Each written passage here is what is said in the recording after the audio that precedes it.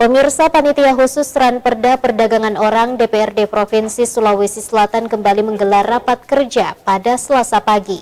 Rapat tersebut melanjutkan pembahasan untuk mengeksplor terkait pencegahan dan penanganan korban tindak pidana perdagangan orang di Sulawesi Selatan.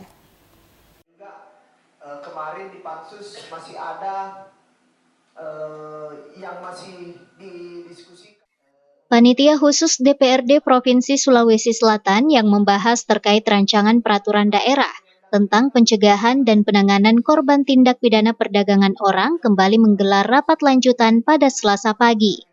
Lanjutan rapat kerja tersebut guna mengekspor pembahasan Ranperda tentang pencegahan dan penanganan korban tindak pidana perdagangan orang di Sulawesi Selatan.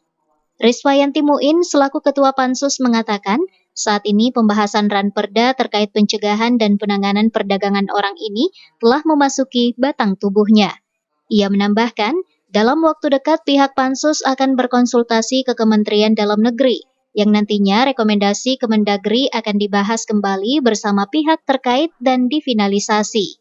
Kami berharap pada pertemuan berikut sudah sudah hampir selesai. Sejauh ini kemajuannya sudah progresnya sudah sangat bagus.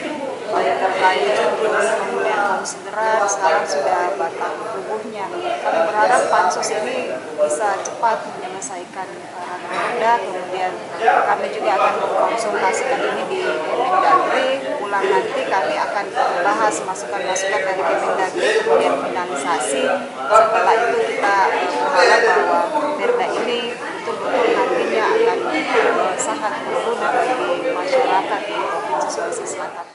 Riswa yang juga kader PDI Perjuangan tersebut menyebutkan, sejauh ini laporan terkait kasus perdagangan orang di Sulawesi Selatan ini terbilang minim. Kasus tersebut justru banyak dialami oleh pekerja imigran.